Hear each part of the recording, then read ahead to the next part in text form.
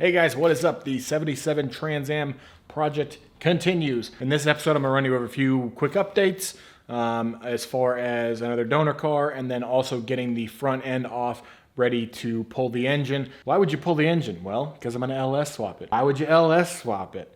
Well, I wanted nothing more than to keep this original motor in this car and make that the power plant for it. That would have been so cool. But that's probably not going to be possible. If you remember the first video, or maybe the second video, it was locked up, the motor wasn't spinning, so me and my buddy Dale pulled the spark plugs, put some Marvel Mystery Oil in. I let it set for like a week before trying to crank it over again, letting that Marvel Mystery Oil like seep in and see if it could tackle any of the rust and free up the motor. And that didn't work. So we took off the valve covers just to see what was in there. And as you can see right here, this is what we found.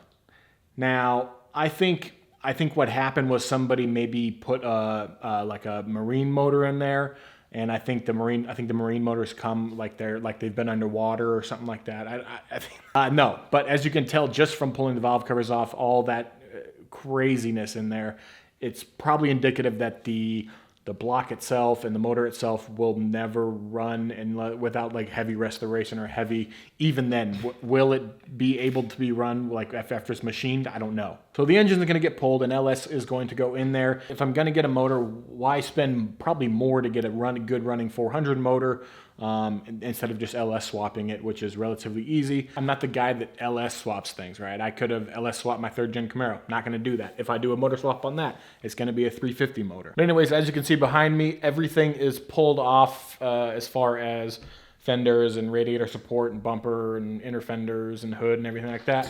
Now I started with, I believe I did first was the hood, got the hood off, and the hood had a little bit of rust on the, like a little bit of surface rust on the top and some rust on the inside, and I took it to a place to get it like soft media, like wet media blasted or whatever you'd call that. If you're doing like a sand blasting or media blasting on a big surface like that flat, then there's a good chance that you can warp the metal and get the bends and waves in the hood, which you don't want. So I took it to a place like $150, and it got media blasted the safe way, and that is by far worth it. Just looking at the underside of the hood, trying to like manually sand all those little crevices and all the crap in there, well worth $150. Got it back home, sprayed it down with a self-etching primer just to get a barrier on the hood. You can see here I'm doing the bottom so you can kind of get a gist of what a nightmare it would have been sanding that by hand and getting all the rust off. So the hood came off. I pulled the front glass and the rear glass just because in the future when we start welding on this thing, any sparks that get on glass, it kind of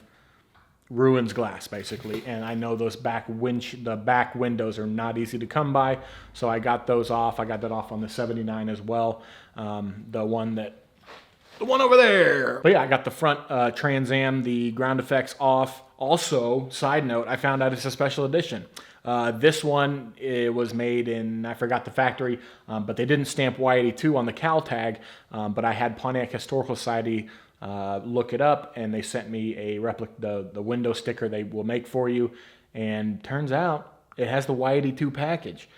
So that is really, really cool. And once I found that out, I knew that if I'm going to do this, I got to do it right, and I got to make a really good restoration. So I'm actually going to get a full chassis for this car. I thought about, before I found out it was a special edition, I was kind of tossing the idea of like, do I want to do a chassis, or why not just do like subframe connectors to stiffen it up a little bit?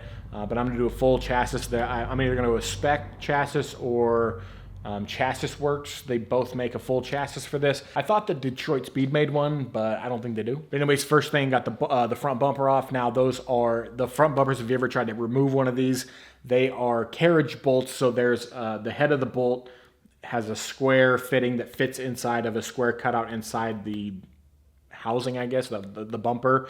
And so if you start, I was just using an impact and just torquing out the nuts on the other side. I think I got maybe 3 off. The other ones, once that carriage bolt, the head of it comes out and it starts free spinning, there's really no way for you to push it in there and get it without.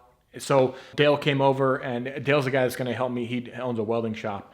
I've talked about him before. I'll link his YouTube channel down below. He does like custom metal stuff. You should definitely check him out. He's going to be the guy helping me with all the metal work on this whole restoration, and I'll be learning stuff along the way. Now I was a little intimidated by the The grinder wheel, the cutoff wheel, I've heard horror stories about those, the wheel of death, and I was like, but he's operated them plenty of times, so he went in there with the grinder wheel or the cutoff wheel and started cutting off the carriage bolts, got the front bumper off, and I started working on fenders, inner fenders and stuff like that. The driver's side came off pretty easily. The inner fender had one little bolt that wouldn't come out. It was free spinning, and my buddy had come over that day, and him and his son were helping me with it, and they got it off. And I happened to film it when they got it off. And I've had a lot of really good help with this project, man. From like Jeff selling me the car and giving me awesome advice, and then selling me other parts, like for instance, when I was talking about the motor swap for the Camaro. Clyde's been helping me out getting donor cars to the house so I can actually restore this. As I don't have a trailer. And of course, Dale's been invaluable as far as like the metal stuff. He's a wealth of knowledge, and hopefully I'll learn along the way welding and learning how to properly use a cutoff wheel and stuff like that without ripping my face in half. So it's been awesome so far. I think cars just kind of unite people together, and it's a really cool thing. But yeah, I got the driver's side stuff off. The passenger side had like 2 or 3 bolts that were free spinning and weren't undoing. And so it took a while, and I had the idea, why not just remove the frame supports that are right in front. So on these cars, the bumper is not held on by like clips and stuff. It's like like you could hit, if you smack something with this thing, it's reinforced. So getting these off was my plan, so I could slip the radiator cover off along with the inner fender and the outer fender on the passenger side. And that's how I wound up getting that one off. I'm also kind of simultaneously working on that 79. That's a decently easy little project, just a side project. I'm gonna get that, put the doors back on it. I'm like rattle canning it white. I'm like rattle can and maybe like wet sand and polish just to make it look decent, and then sell that car because it runs and drives.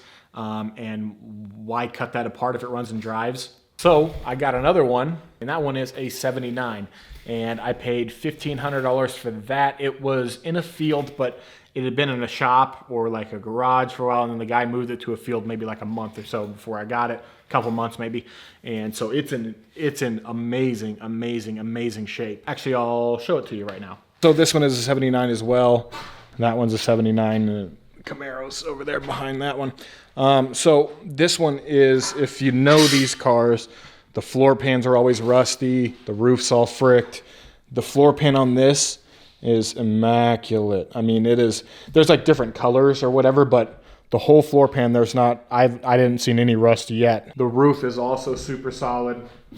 It's a little dirty, and there was like a little like surface rust right there. I just took the random orbital sander and sanded that away, just to get that out of there. But the whole back half is in great shape. There's not really any rust along this channel where the rear window is that I can see. I'll get the rubber stuff out. Came with the filler panel, whatever that is, the trunk filler panel. It's in great shape. Like, there's a little bit of surface rust there, but nothing crazy at all. The trunk is in amazing condition. It's all there, not a single hole in it. I mean, it's in great, great shape. The only other issue is I want these taillights and the rear end from the 77 and not the 79. So I think I have to cut the whole tail panel out of it and either weld this one in or get a new one depending on the shape of this one. Once I pull the taillights and everything off, I'll see. But yeah, I paid $1,500 for this. It's in amazing, amazing condition, like body-wise. Of course, no engine or anything, but I mean, it's just basically a roller. But that subframe I'll have left over. This subframe I'll have left over. So I can kind of sell these subframes too, and all like the suspension stuff as well, probably. And just any kind of random things. Kind of recoup some of the cost maybe. But next is going to be pulling this motor out and going from there. So yeah, guys, that is the update. Thanks for watching. I really appreciate it. If you have any questions, throw them down below. If you have any suggestions, also throw them down below. Maybe if you've ever done the tail swap from putting a 77 rear end on like a later model rear end, let me know how involved that is. That'd be pretty cool. I'm sure it'd be decently easy. It's just the wiring harness as far as Wiring goes would be the most difficult part. I'm assuming, I don't know. If you guys want to follow along with the project, just click the subscribe button down below. If you like this video, hit the like button. And again, if you have any questions or suggestions or helpful things, throw them in the comments down below. I'm always down to learn things. So I really appreciate that. I've learned quite a bit from the comment section in the last videos. So thank you guys so much for that. Anyways, guys, thanks for watching. Have a great day. Bye.